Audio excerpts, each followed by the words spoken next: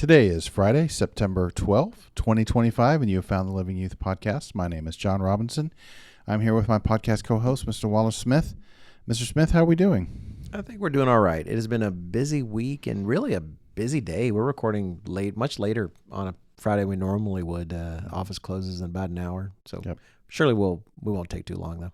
No, we don't have too long, so we'll have to. We don't want to get locked in here. So they're pretty, at least, well, particularly in the United States, there was a pretty major event that's happened this week. What are we going to talk about today? Yeah, what is a sobering topic today? We've had so many out there actually mention to us the recent murder of Charlie Kirk, the young conservative organizer and advocate.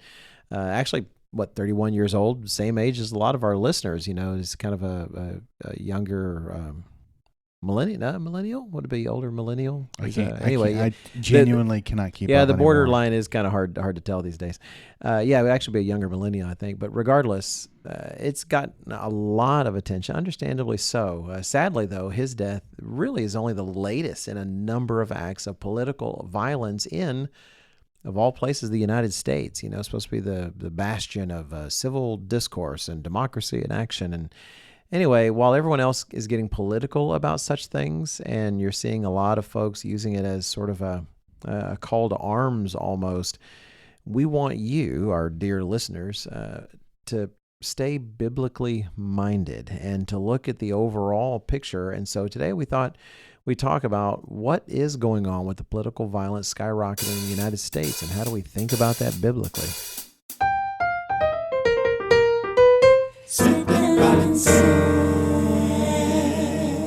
Thanks for staying here with us, and thanks for being a part of the podcast today.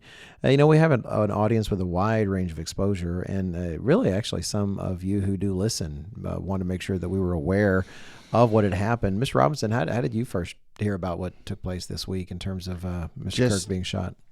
It just was kind of random. You know, several times a day, I'll just I have a couple of websites I'll just cycle through often rapidly to see if there's something new on the news, just anything. So it was just quickly in the feed, right? Quickly. Well, yeah, and when I saw it, it said 1 minute ago. Oh, so wow. I seem to have caught it fast. just coincidentally.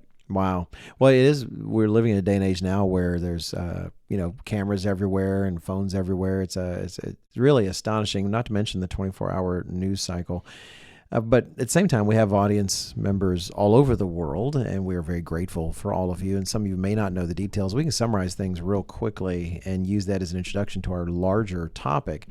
Mr. Charlie Kirk was a 31-year-old man, husband, father of two very young children, and very influential politically. He had championed debate and discussion, and had really, I think he was a co-founder, if not the founder, at least co-founder of Turning Point USA, which is in America a conservative organization, was very influential in helping Mr. Donald Trump be elected in the most recent election. And he did really champion debate and discussion. He liked to go to college campuses and host talks and take live questions from people who disagreed with him or agreed with him. And anyway, as many of you already know, he was shot in front of, I can't remember the number, Mr. Robinson. I think it's about 3,000 people, but I'm not 100% sure. I didn't hear a firm number, but I know it was several thousand. Yeah, they're at a university in Utah at an event where he was speaking. In fact, he was in the middle of taking a question from someone in the crowd who wanted to talk about, of all things, mass shootings, talking about those that have had transgender individuals recently. But the individual was actually more of a left-leaning, someone who actually considered himself an opponent of Mr. Kirk, but who was wanting to make the point that actually he's mentioned this in a number of interviews, the guy who was asking the question, that he was wanting to make the point that he thinks overall his side of the political spectrum, the left side of the political spectrum, is the more peaceful side. And as he's trying to make that point, that's when suddenly Mr. Kirk gets shot. Well, I think one thing we might mention about Mr. Kirk before moving on to your larger topic is, like, he was not an aggressive person. He wasn't an attack person. He wasn't trying to shout you down and just push his political ideas.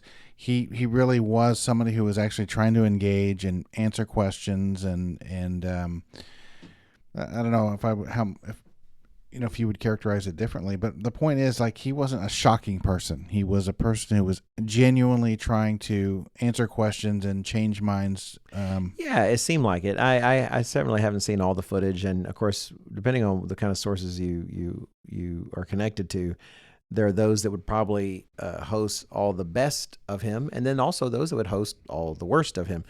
And he definitely could be sharp. Like I saw bits of a debate at Oxford, where they have these people come, and then all the different students can debate them and talk with them. And he was very sharp, and he was, I would say, assertive if he feels like he knows the facts. Kind of like I would say Mr. Ben Shapiro can be at times, and others, but a little less abrasive, in terms of the presentation. I did see a nice footage. I say nice footage of a young trans person. It was a boy who clearly believed he was a girl, asking him a question and asking him about what he thought about all the chemicals that kids can take, hormone blockers, et cetera, when they're really young, and talking about how he was confused when he was 7 and, was going in this direction. And I'll give Mr. Kirk props. He wasn't hateful. He didn't say, well, you're just, really. He said, well, no, what I'd like to see, rather than you have a bunch of chemicals applied to you, I'd like to see people give you the help you really need to learn to love the body God put you in, and as opposed to thinking that somehow it's the wrong body. I have not seen all of the footage of him. I don't know if other times he slipped into other things. And I'm sure, kind of like when you get around a crowd that you feel like it's red meat for the masses, people can easily start going in different directions. But in general, even amongst those who were his political opponents, like I saw a great article by Ezra Klein in the New York Times, definitely someone on the other side of the political spectrum, but who said that regrettably he thought Mr. Kirk represented what they were hoping to have more of in politics, was people who actually do want to discuss, the issues and talk about them. Now, of course, right now, a lot of people are trying to be kind, and a lot of people aren't being kind also, as we'll talk about. But yeah, I do think overall that he did seem to represent more the desire to actually discuss. Now, some might say because he was very good at it. He was very good at, bringing facts to the table and really kind of doing that sort of argumentation and doing that in that way. We will get to kind of some of the responses and attitudes about this, but it's really part of a larger trend, and that's what we want to make sure. Often, it's definitely being politicized in many different ways, and because it was a political act. It's right there. It's clearly he was being shot related to the political things that he says. So people do want to use that, and they'll want to use that for their purposes, for their means. I'm not even saying, how do I say this, in a purposely deceptive way. But we're in a day and age where people make everything political, and they're all about trying to draw sides, etc. But God has called us to look with a larger perspective. And so what we want to do is take a look at this, not in terms of the emotions of the moment or the person, but look at the broader trend that this is a part of. Because what you see is a lot of people reacting to this event by just going that much further into the trend, just kind of committing all the more into the mindset of the age. And for those of us who truly want to live according to the Bible and according to what Jesus Christ asks of us, we can't afford to do that. Yeah. I'm a big believer in it. I think I've largely formed this opinion through experience, and that is that you really, those of us in the church, have to really actively cultivate this kind of thinking, because it's all too easy. We all grew up with a family that had a political leaning one way or the other. We have our own opinions, and then when these things come out, our brain automatically goes into our ideology and how we feel about things, and we use human reasoning. It's all too easy, and to actually think about it the way God would think about it and evaluate it requires a mind shift, and you really do. I noticed this a lot when I was in spokesman club, and we'd table topics, and people would be like, well, what do you think about this thing going on here? And we would all, in general, all answer like you would if you were, in a political debate. And, man, when you think about it, when those club topics come up and you think about it the way, try to think about it the way God would, the answers actually tend to become very short. There's not that much to talk about in some ways. Me and some of my sons were talking about that. I think it was me and David on the way to work or something. And I was saying, a lot of this, what it really highlights is the answer is we need Jesus Christ to rule the earth. And we'll actually get to that. But that's exactly right. It's very easy at a time like this to get caught up in all the politics because politics touches everything now because we're in a day and time when entire ways of living are at stake. It's not just a matter of, I can kind of have my way of living, but, there's this aspect, this policy. It has to do with whether there's more public buses in my area or how much tax is being taken out. But we're talking about a point where society is starting to realize we have elements that don't even want to live together, right? That actually want to reshape all of life for them. And that's all sides, really all sides. We're talking about some of the most fundamental questions that a society can face, and it's all become political. Why? Because we don't have a foundation in God. We don't actually, we have, our foundation is in the old philosophies that informed the American founders of the social contract and how we all get together and decide about a society. We're learning that actually doesn't work a couple hundred years later. So it's very easy at a time to get caught up in all the emotions and all the politics. And I'm not going to bring in disclaimer guy at this point for this point because it just seems a little too somber. I don't want to accidentally seem like I'm making light, which I'm not. But let me just remind everyone before we get into these things that we are not political. We don't take political sides. We don't recommend political ideologies. As a part of Tomorrow's World and the Living Church of God, we have only one single perspective that we seek to emphasize, and that is the perspective of God Almighty with an eye toward the gospel of Christ's coming kingdom. So please take that into account. We're not here to endorse any particular side or the other. In fact, if some of you feel more inclined towards one side or the other, you might end up feeling a little offended by the time we're done. But if so, it's probably good and healthy for you. Means we did our job. Yeah. Okay, so what I thought we would do is talk about a few key observations that I think are related. And we tried to structure these like they kind of build sort of logically, but I don't know if that's actually going to be the case, but I do know they're all relevant. And the first one, I definitely don't want to linger on it, but I want to look at I would call it, Mr. Talk about the 35,000-foot view above the earth, and then you're orbiting the earth and seeing it even. To me, the broadest thing that we can say is this.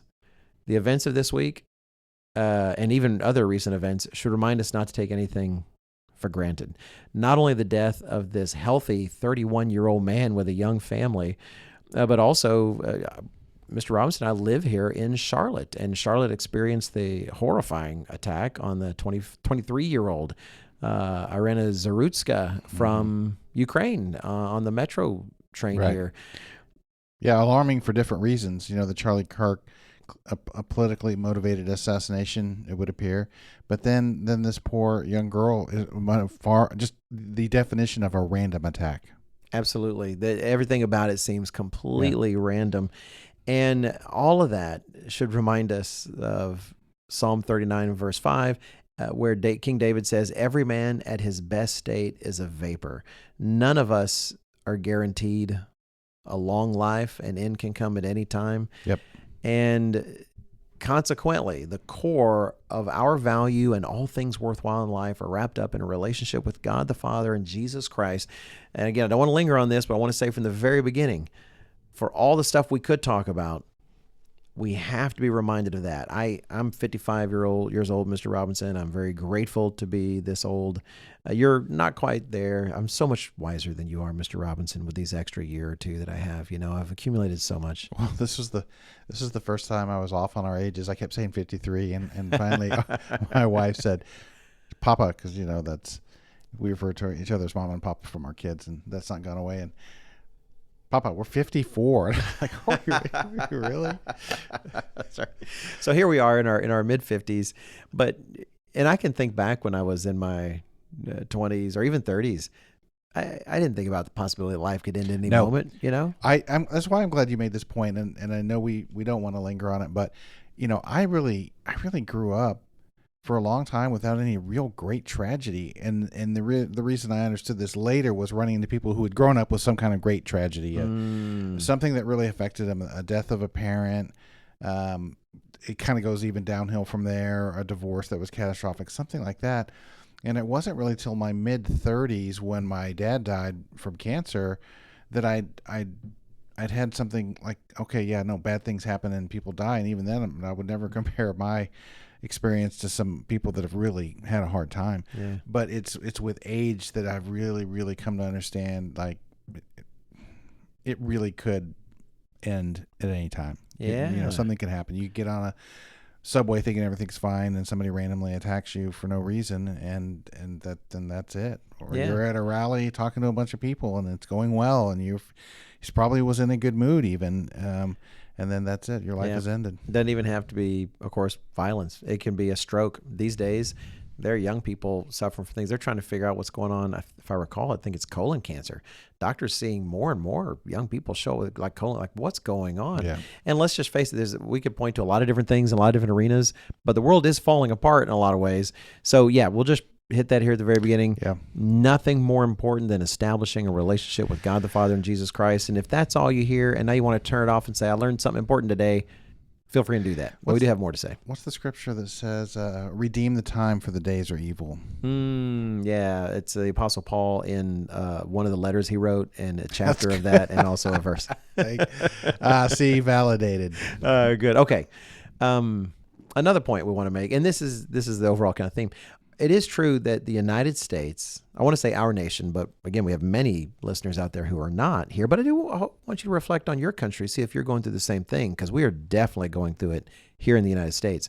The United States is becoming more politically violent, and society was prophesied to go that way. It's not just a random thing that's happening. And I made sure I saved this link to myself to this this article that I got here through Substack. It's a magazine called The Argument. I can't qualify the magazine. I'm not familiar with it at all, but I was interested in the statistic that it showed, and it was a survey. Now, this survey comes from, let's see, what is that? The Foundation for Individual Rights and Expression. I have no idea if that's a good organization or not. However, their study suggests that 1/3 of college students are open to the use of violence to stop speech. Yes. That is, if I'm hearing things that shouldn't be said, violence is a legitimate way to deal with it. That's 1/3 of college students. And without going into a lot of details, because they're all still being plowed and discovered, the shooter of Mr. Kirk was apparently a college-age person, or at least close to 20, that. They say so. This will be more obvious by the time you hear the podcast, but they feel like they've caught the individual. Interestingly, their dad, he told his dad, and turned himself in, but that he was 22. So definitely, yeah. So you're looking at people who start to see that. Well, no, anyway, that's where our younger generations are now sitting. But then look, I kind of collected a bit of a list, and it's not a complete list, and you're seeing a lot of different lists go around.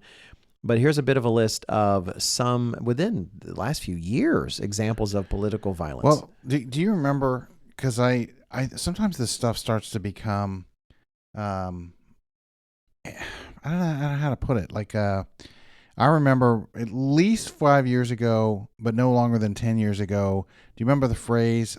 And it came more from the left. Hey, you know what? It's okay to punch a Nazi. Oh yeah. Yep. And you think that's a whatever funny saying or not so funny saying, and like this idea is out there that, yeah, if you think somebody's a kind of a Nazi, you don't have to agree with them. Well, look where we are now. Right. No, exactly. It's definitely been a trend. So let's say, and you'll see, well, look at these. They're on both sides. I say both sides. I kind of hate saying both sides because that kind of gives them the idea there really are just two sides. Yet at the same time, I'll say that way for political purposes in terms of understanding. There was the shooting at the Congressional Republican Party baseball game practice. I don't know if you remember that. I do. Mm-hmm. Yeah, that was where the Congressional Republicans were together for they kind of do a big baseball game with the other side, so to speak, and they were just practicing. And sure enough, someone shows and starts shooting everybody. Some did go to the hospital, but nobody thankfully was killed. There was, and this may not seem political, but it is when you know the circumstances. There was a recent murder of insurance CEO Brian Thompson. Mm-hmm. Now, I don't want to say the name of the fellow who killed him because I don't think he needs any publicity. My understanding, but a lot of people celebrated that. They were proud of that. And I'm not saying Well, because that it's wrong because insurance is the most wonderful, healthiest, and completely godly business in the universe. But I am pointing out, when did we come to a point where we don't like the way insurance companies are when it comes to money? And so we decide, I think I'm going to shoot the CEO on the street, and that people celebrate that or make T-shirts out of it and such. So there's that. Pennsylvania Governor Josh Shapiro, this was more recent. He's a Democratic governor in Pennsylvania, Josh Shapiro. People thought he had a good shot at being a potential vice president candidate. His house was set on fire by a couple of Molotov cocktails. Some guy, and talking to the fellow when he was arrested, the report that I read, not only did he throw Molotov cocktails into the governor's house, he was prepared with a hammer in case he met him in person and was wanting to assault him. And thinking of that guy reminded me of the not too long ago time when some fella had literally materials and equipment and planned to capture, kidnap, and torture Supreme Court Justice Brett Kavanaugh whenever there are changes about the abortion law in terms of how Roe v. Wade was seen and such. Now, of course, we had, I say attempts plural, on Mr. Donald Trump when he was a candidate most recently. The one that was thankfully stopped much earlier, but then one also where we did a podcast on it very famously. Someone actually did get a shot off and hit his ear in June. So even just a couple, 2-3 months ago, we have a Minnesota Democrat. She was a Speaker of the House Emerita. She named Melissa Hartman. She and her husband were both killed, both shot and murdered for their, again, political stances by someone. You're seeing things, on the right and the left, and some say, well, it's mostly you guys. Look, maybe it is mostly one side. I'm not going to jump into it and say that. But what I'm saying is that kind of rhetoric seems to start to add that, we got to defend ourselves against the other. There's a comment by a New York Times writer, Jess Bidgood was her name. Do I have her article here? I want to get the title of it because I thought it was pretty good. Yeah, she titled her article, Charlie Kirk and America's Grim Routine. And she said this, political violence. Now, this is at first is a quote from House Speaker Mike Johnson. In fact, she only is going to add 3 words to this, but I think they're important. She quotes Mr. Johnson, where he says, political violence has become all too common in American society, and this is not who we are. House Speaker Mike Johnson said on Wednesday. But then she says, but it is. As in, increasingly, it is who we are. Increasingly, this is. You can't say this is not who we are if this is what you're seeing all the time. It says Bill Parcells once said, your record is what it says it is. Let's count on Mr. Robinson bringing the sports references that I would never. He was the tuna, right? That's what they call it, tuna. Yeah. Well, it's like your team is 5-5. You won 5 and lost 5. You're like, but we're so much better than that. It's like, no, your record indicates who you are. That's right. I used to say the same thing when it comes to work ethic. Someone says, I got a strong work ethic. It's like, well, how's your timesheet look? Do you really have a good work ethic? Well, have you seen any of the comments out there that are kind of celebrating, like for instance, the recent Charlie Kirk thing? So many. I didn't even know when you wanted to get into this, but I think so. One area I would say that's different now than it has been in the past is the sheer volume of people literally celebrating his death. I can, in the past, maybe people privately thought, you kind of got what's his or something like that. Yeah, they might have thought such things, but felt they kept them to themselves because it seemed distasteful to say. Yeah. Not even like, oh well, he got his. Not even that. It's celebrating their death. And that night, I did have a moment of clarity that evening after about it, and I remember because of the new grandbaby, and it kind of just makes you think again about life. Mm-hmm. And I thought, somewhere in Utah, a widowed wife is having to tell her 3-year-old daughter why she'll never see her dad again. Mm-hmm. And that kind of really brings it home. And it's like, well, you could disagree with people politically, but, it affected lives. It's going to affect a lot of lives, but directly a couple of kids that don't have a dad anymore. My wife said the same thing. And we've always been human beings. I can't imagine someone, at the very least, some thinking was something like too bad, but we're probably better off for it, or something like that with some terrible act of violence. And yet at the same time, now there's no shame in some of the celebration. And again, if we think this is just one side, like, yeah, you're right, that side.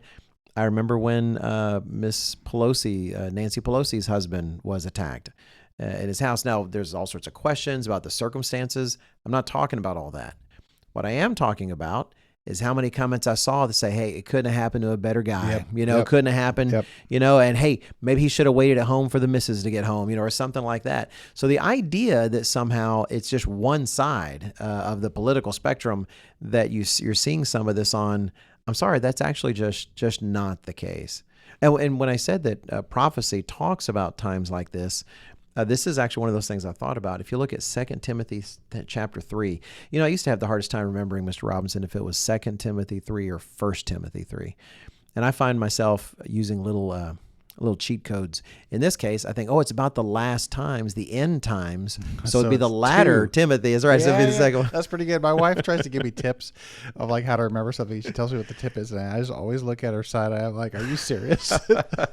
Well, I've found sometimes it's, even if it's not the tip that helps, it's the effort to come up with the tip that helps. But in this case, 2 Timothy chapter 3, starting in verse 1, the Apostle Paul does a bit of prophesying here, and he says, "No, but know this. Then the last days, perilous times will come, for men will be lovers of themselves, lovers of money, boasters, proud, blasphemers, disobedient to parents, unthankful, unholy, unloving, unforgiving, slanderers, without self-control, brutal, despisers of good, traitors, headstrong, haughty, lovers of pleasure rather than lovers of God, having a form of godliness but denying its power, and from such people turn away." That overall picture of the end time, it just seems like that's where we're headed. Yes. You and I were talking earlier today about how we didn't talk about it in these terms. This is, I guess, now that I'm trying to articulate it, this is kind of what was going on in the back of my brain. Like, we really do appear to be in a time now where the love of many is growing cold. Yes. And it's due to lawlessness. It 100% is. Mr. Robinson, I'm so glad you brought that up, because I had it in my notes to bring up later, but where I was bringing it up later was a more awkward fit, and you just did it, Mr. Robinson. Thank you. It's much better here. Jesus said that, and if he said it, you usually bank on it. You take it to the bank. That's right. And he said it in Matthew chapter 24. He said concerning end time things in verse 12, he said, "Because lawlessness will abound, the love of many will grow cold." And then he talks about enduring to the end, kind of indicating the end times are something that need to be endured. So you have this separation from God's law, and it does result in a certain kind of growing cold of love. And so you don't have God to tell you how to love other people. So even in your heart, you think you want to love other people, but you don't know how, because you need a loving God to teach you. So I think that's the society we're in. I don't want to, if you, I'll make my comment, and if you don't want to go on about this, that's fine, because it's a bit of a side quest. But I did do a little bit of research. So if you're not from the United States, you may not be familiar with the term hippie, and then even now it's not used as much as it used to be. It used to be used. Big deal very in the common. 60s. And when you said somebody was a hippie, you immediately had an idea in your mind of long-haired, looking for peace and love. Right. So a cultural hippie was part of an overall counterculture movement in the 60s and 70s. And there was this idea of anti-materialism, peace and love. But here's, I think, the key thing: freedom and individualism, resistance to conformity, embracing personal expression and alternate ways of life. And really, I would argue that this is, again, very generalized, but in one very specific respect, the hippie movement kind of was a freedom from any kind of bounds. We should just be able to express ourselves however, we should live our lives however. That's actually was kind of the beginning of the idea of maybe a family could be something different. Why do I have to marry this woman I love? We love each other. Isn't that enough? What's your rules, man? That's trying to do right. No, exactly. And so this counterculture movement, which a lot of people, like I ran into people, of course they did, some of them smartened up later. They were back into businessmen because being hippie didn't pay very well, but they talk about being an old hippie. And that belief that you really shouldn't have any boundaries on you, essentially you could say is a form of lawlessness. And here we are, down what, 40, 45. Well, I'm 54. So that's the 60s and the 70s. Yeah. So 40 to 50 years ago, we see some of the results of that kind of thinking, and it is what you just read there in 2 Timothy. And the result is now this lack of boundaries is even the transgender idea kind of works into a lack of boundaries. I said as much on the telecast, 100%. And so what do we have? Well, the love of money growing cold. A family man gets shot in broad daylight in front of people, in front of his family, and there are a shocking number of people that are super excited about it. And how do we know? Because they went on to online somewhere. They literally went online to tell all their friends, even the world. Mr. Robinson, what you highlight there, I think is very important, because people will want to say, in fact, I would say even Mr. Kirk, to a certain extent, he argued for kind of I would say more traditional American, upbringing, freedom of speech, those kind of things. He really argued for such things. And yet what you just highlighted, I thought was highlighted so well by scholar Patrick Deneen. He's a political history kind of guy, in his book, Why Liberalism Failed. And I've brought this point up before in different kind of ways, even in a sermon, I think. But Deneen makes the point, because he doesn't mean why liberal politics. He's not talking about liberal. He's talking about like American liberalism, the American idea of freedom. How is it that it's failed? And you just highlighted it, because there's this focus on individual freedom from external restriction. I should be able to decide the course of my own life. Well, the hippie movement is just an extension of that. What you see today with the transgender movement is an extension of that. Why can't I decide the course of my own life?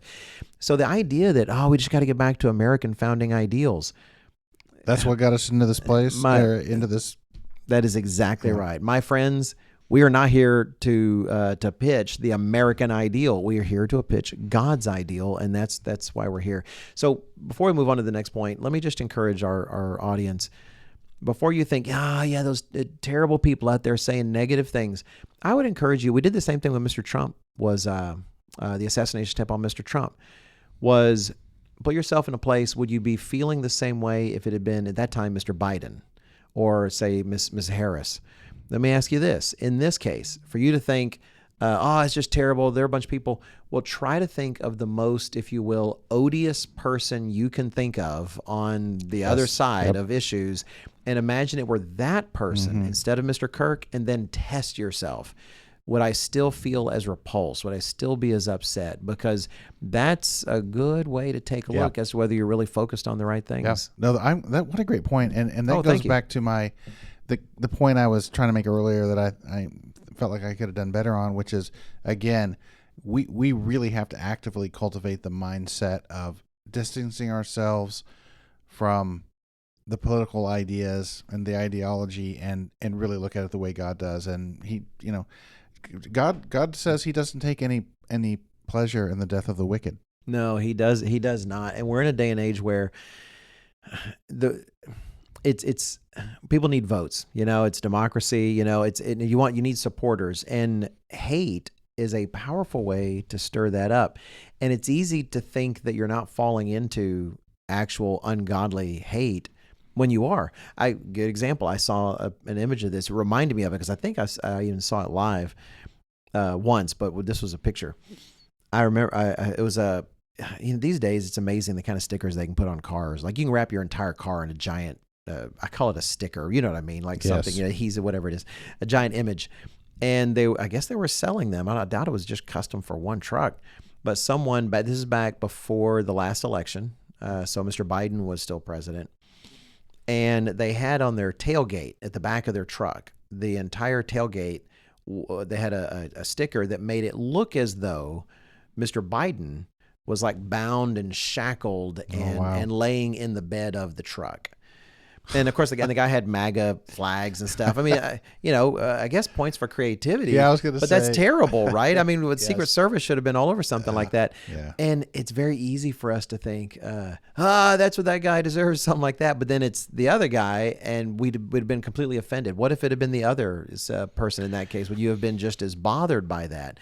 We have to be willing to test ourselves, because We're in people will say it's not a democracy, it's a republic, whatever you want to call it. They need your support. They need your votes. And getting you to hate the opponent, getting to see them as subhuman, whether it's one side calling the other Nazis, whether it's that side calling the other side a bunch of communists and Stalin lovers, whatever it is, if they can reduce things to labels, they can reduce it to where you're thinking of the other people as something less than you are, they have you. That demonization has become the standard in politics, in this country, at least in a large way.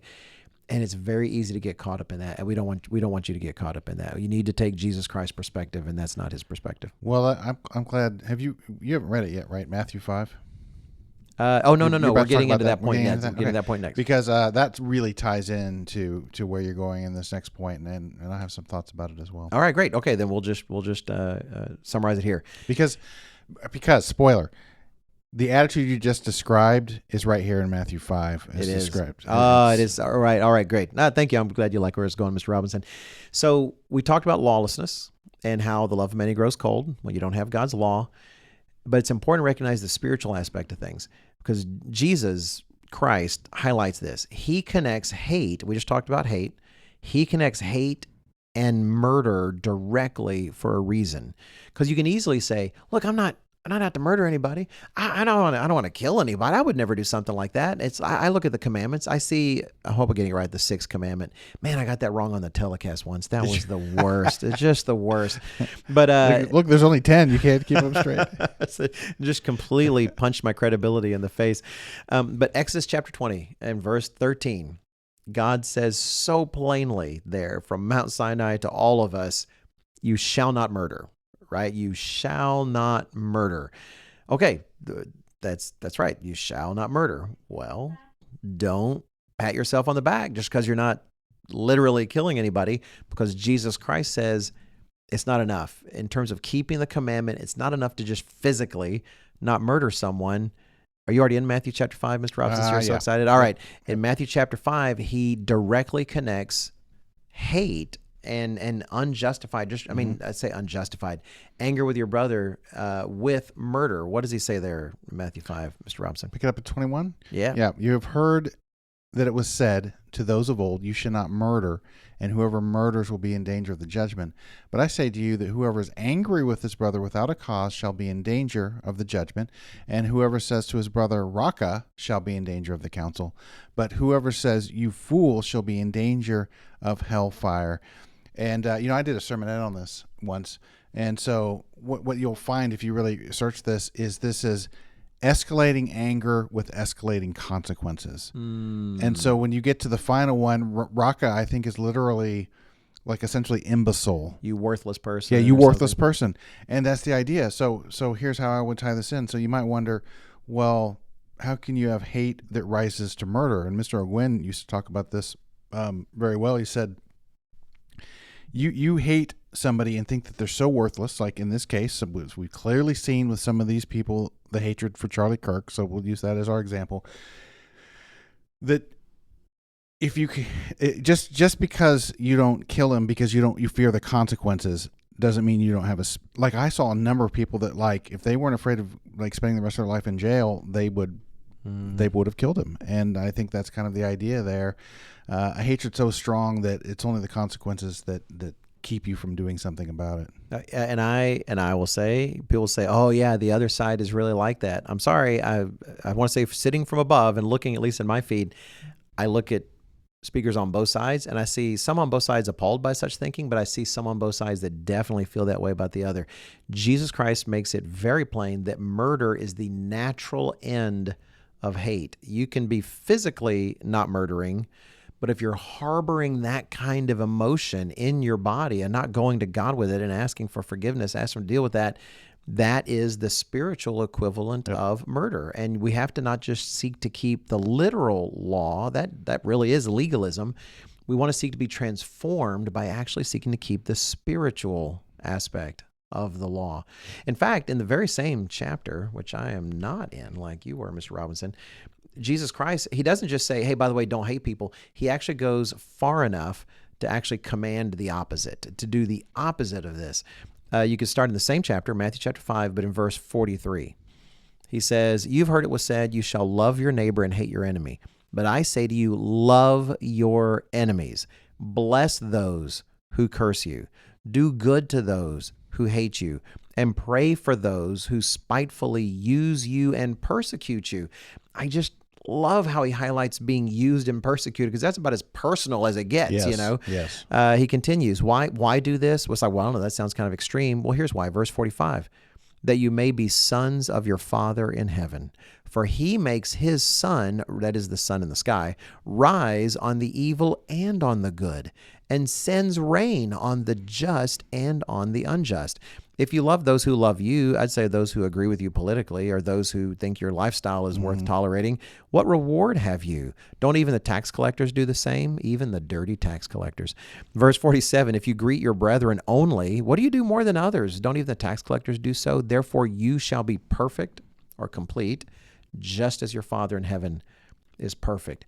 This is not some fake love by the way of tolerating evil, because he literally does talk about those who are doing evil, those who are doing bad things.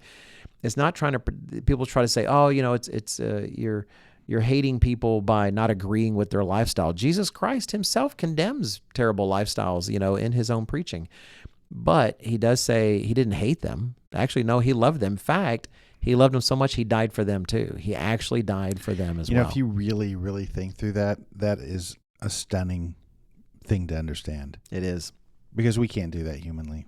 You do need Jesus Christ's help to do that. I tried to address that in a sermon. I don't know how well I did it, but it was about, I think it was titled Radical Faith. I think it was.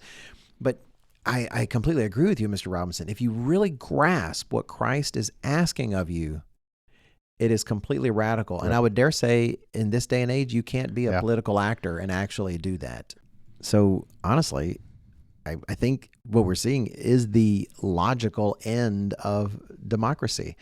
You have to build a coalition. You need people to be inspired enough to support you. And that's at all levels, because I hope people don't dither with being a democracy. We're a republic. I know, okay, that's fine. We're a republic in which people vote for their leaders, and if you want to get things done, it's because you have to group together as voters and as people. Those things said, this is kind of the end result of that. You have to motivate people and and how do you do that?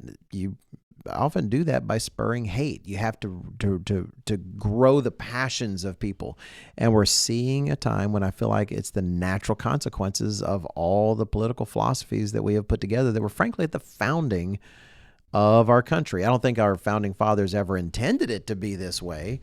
But there's some things you can intend something, but you can't control it. For instance, people famously cite George Washington as saying, hey, we need to avoid political parties. Whatever you do, don't make political parties.